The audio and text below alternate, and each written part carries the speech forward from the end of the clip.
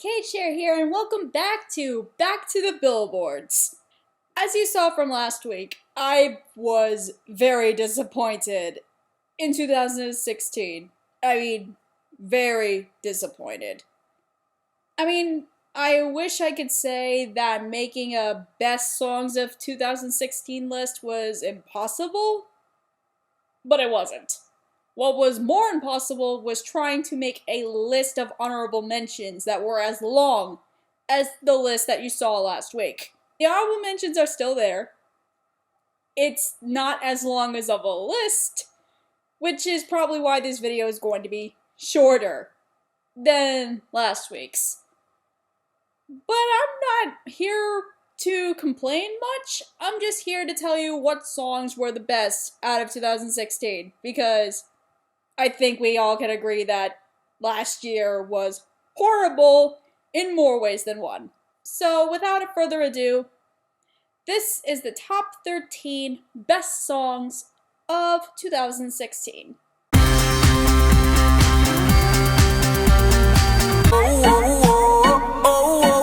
I'm boring, so I'm taking my time on my ride. When I first heard about 21 Pilots, I thought they were another group of angsty teenage rappers who were trying to bring some sort of punk rap into the mainstream. However, when I got a closer look into their music, boy was I mistaken. This song in particular is literally a look into someone's stressed out psyche. It's not as straightforward as I would like it to be, but the beat is catchy and the inner metaphors are worth something. I die for you, that's easy to say. We have a list of people that we would take. A bullet for them, a bullet for you, a bullet for everybody in this room. At first I thought the verse didn't make sense, but after remembering how fast and spirally it went, I came to the conclusion that it relates to the whole spinning out of control when you lose it. Honestly, I thought this song was longer than when I listened to it on the radio, but I do wish it was longer, but then I guess that would be overkill. So I'm taking my time on my ride. I am a lost boy from Neverland, usually hanging out with Peter Pan. I do agree with some of what Todd in the Shadows said about the original Peter Pan story. I've read the book a couple of times and seen the play in the original format enough to see that perspective. However, nothing is wrong with Disney's interpretation. In fact, that's the version a lot of people refer to because the version relates more to the childhood spirit of Peter Pan than the original ever did. Fanfiction song or not, I believe Ruth B expresses the inner childhoods of the child spirit very well. I love the slow tune it has because it feels like I'm in a dream while listening. In every child, there's a lost boy somewhere, and that's what Ruth B is telling us. We all get rowdy, we all want to be free to be ourselves. That's what childhood is for us, and that's never gonna stop. That is as long as the Peter Pan story lasts. If there was one thing that DreamWorks did right last year, I got this feeling inside my bones. It goes electric wavy when I turn it on. Oh, Timberlake, you never disappoint. Remember what I said before that a song doesn't have to be inspirational or anything? For a while, I came to the conclusion that fun party songs were dead because everything was just the same when I attended party events. Dull rap and hip-hop songs with only the bass to support the entire area of get-togethering. However, Justin brought it back with Can't Stop the Feeling. I know the song came out of a sucky movie, but it's the best thing about it. It's like if the movie didn't exist and only this song, it wouldn't change a single thing about our entertainment industry. Plus with Timberlake's singing voice, this song is unstoppable. I could listen to it all day. I can see but you when you dance, dance, dance. Feel good, good creeping up on you, so just dance, dance, dance. Come on.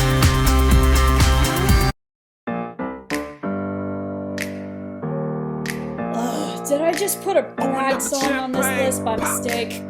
Welcome to my house, baby, take control now. We can't even slow down. Huh. That song kind of reminds me of another one I just talked about a while back ago. Oh yeah! I finally found another one of those! Like This Is How We Do It, Flo Rida is singing to invite you into his world. This is not a song that is trying to tell you how exclusive he is as a person. This song is including the people who love having fun, and that's what a club song should be, inviting people to get up and dance. Like Timberlake's Can't Stop the Feeling, there's nothing negative about this piece. There is no moment while listening that I didn't have a smile on my face. Flo Rida is not exactly the best artist in the hip-hop community, but when he makes a good song, it's good. I know I hesitated, but trust me, this song is good. I hesitated because that's rare to ever find. When I was growing up, all I heard on the radio was hip-hop, rap, R&B, and country. Out of all those genres, almost everyone I knew hated country the most. However, when it came to this year and country being the genre that doesn't really appear on any top 10 or 13 list whatsoever, but it did on mine, there is still hope. Childhood star shine, always stay humble and kind. I know country and pop are two different creatures, so subject matter is going to be different, depending who you listen to. However, with Humble and Kind, Tim McGraw returns moral values to us in a way that makes it sound like your father is singing you to sleep. I've had enough songs about doing rebellious things because that's been done to death since the start of forever. Plus, you got Tim McGraw, one of the greatest voices of country, who's also a father himself, singing a song about you can always do the right things that keep you moral and sound to live a happy, peaceful life. This song is not Tim McGraw's first rodeo on the US pop charts.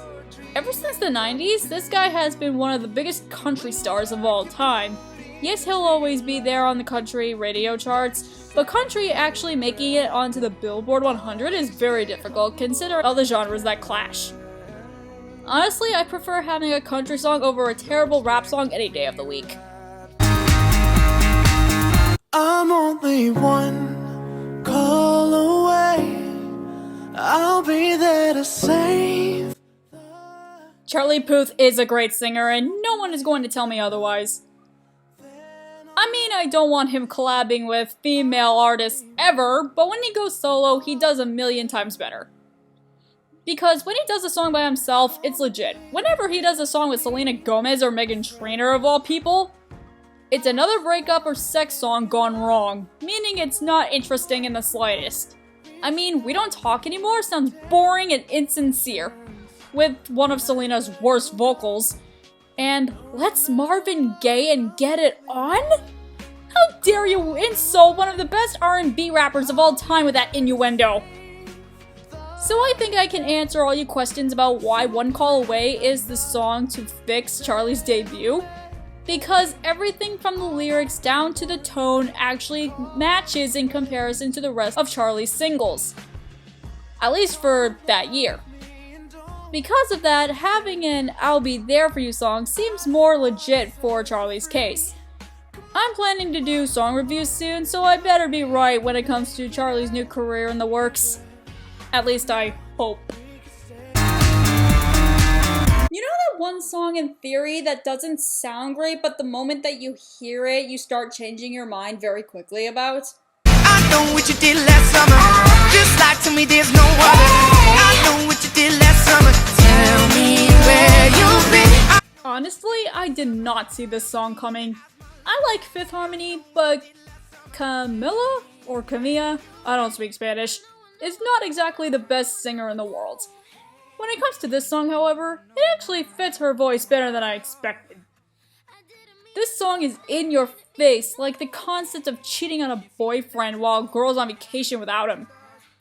To be fair, if adults are listening to this, I can understand that they may not like it as much because it's childish. But if you want to return to your teenage years for a second, this song is perfect for you. Have you ever dated someone over summer break and sometimes you just want to know what they're doing? This is more an extreme aspect of that. but the in-your-face beat and the speed makes it a lot better than what a slow ballad. Actually, I think there's an acoustic version of this somewhere. Maybe I'm wrong. But if there is, I am not interested in listening to it at all. I always knew that there was some hidden power in Sean that I wasn't exactly seeing from his first album. But when the deluxe version came out, this song showed what he got. And this song's so much better than Stitches and Treat You Better combined. So thank you, Deluxe Debut, for doing us some justice.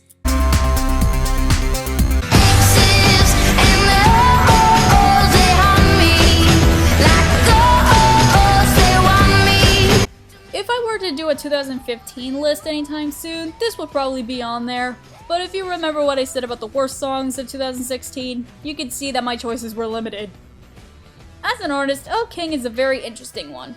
She has her own style that no one can copy. I saw her in concert in the past school year, and her album is lit AF, if you know what I mean. It's kind of obvious that this song was made to get her on the radio, but you gotta listen to her album for greater lyrics and stories. Well, what's this song's story?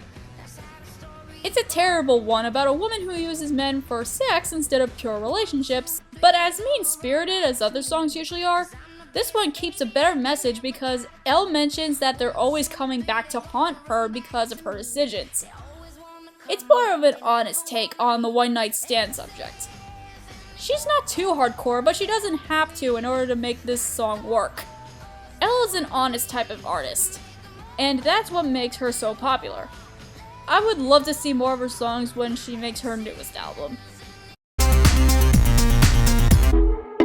Come on, turn the radio on. It's Friday night and I won't be long. Gotta do my hair. She's 40 years old, but she can sing about whatever she wants. She's like Lady Gaga, but a more present Lady Gaga. She is the type of artist that uses her energy and spreads it to everybody else. No matter how fast or mellow a song is, you're going to jam along to it no matter what. This may be a throwaway club song just because, but I've been hearing this song everywhere, so it's gonna stay like the plague. I'm just gonna say right now that every song that Sia touches, even if it's something that will rot your ears because it's so damn annoying, it turns into a catchy hit. I was honestly surprised when I looked up this woman's age because after seeing her live performances on TV or YouTube, I didn't want to believe it. The only thing that kinda irks me about this song is having Sean Paul do some worthless background lyrics. Even the lyrics in the lyric video show you that he can't be understood like a real human. I understand that he's Jamaican, and that's how the singing is done. Actually, if you guys want the real experience with the song, watch the lyric video. It is a lot funnier than how it looks for the first minute or so. Honestly, if I could find a version without Sean Paul, that would make my day. But even with him, the song is still catchy as hell. The next time you listen to it, bask yourself in its righteousness. How come we don't hear the intro to this on the radio? Oh yeah, this is lit! Well, my name's blurry face and I care what you think. My name's blurry face and I don't remember ever hearing a song about adults missing the stress-free life known as childhood besides from what Michael Jackson wrote, so this is a first. For something that doesn't have a lot of chords, I'm still bobbing my head to this. I can see how this song could annoy people to stop listening to it because of how many times it played, but I guess I turned numb to that. Actually, this song makes a lot more sense than what people could think. It ties all together in the bridge, as a bridge is supposed to. When they say that we used to not care about the world and play games and now the only thing that matters is making money, I can relate so much to that. It's like explaining why we won't stop loving Disney without mentioning the name. Did we need something like this? Probably not, but it's better than getting rich by selling drugs if you know what I mean. send my love to your new lover. Treat her better. We gotta let go of all of our goals. Out of all the Adele songs that came out from that year, This one was definitely the best. Hello got really annoying super fast because it's more famous for its memes rather than the song itself. When We Were Young was better, but it didn't stick to me as much. Hell, I couldn't even remember the name of the song before writing the script. Then Water Under the Bridge would be the second best song when it comes to Adele's new album, 25. Send My Love is an FU song to that cheating boyfriend we all had at least once in our lives. Though instead of leaving it at that, Adele actually leaves her last message, which is the chorus, to the new girl that he's fooling around with. She actually wants the ex to tell her that all of her leftover love goes to her because now that new girlfriend has to deal with her ex's BS. Even though Adele's telling her ex to treat her better, we all know that Adele is aware that's not going to happen. She already forgave it all, meaning Adele, but she's gonna be right when the new girl is treated just as badly as she was with this cheating bastard. Adele took a more adult approach, while other songs are passive-aggressive or about destroying property. That in the instrumental matches the message pretty well if you're asking me. Try not to bounce in the car as you're driving home from work the next time this comes on the radio. I dare you to try it. Wow, country music seems to be on a roll, hasn't it? When the sun had left and the winter came and the sky fall to only bring the rain. First off, the song is beautiful in comparison to the duo's first hit. Baby, you a song, you make me wanna roll my windows down and cruise. God, please turn it off. It's like these two boys find out that mixing pop with country was the worst idea they came up with and they decided to make it up to the public with their next hit.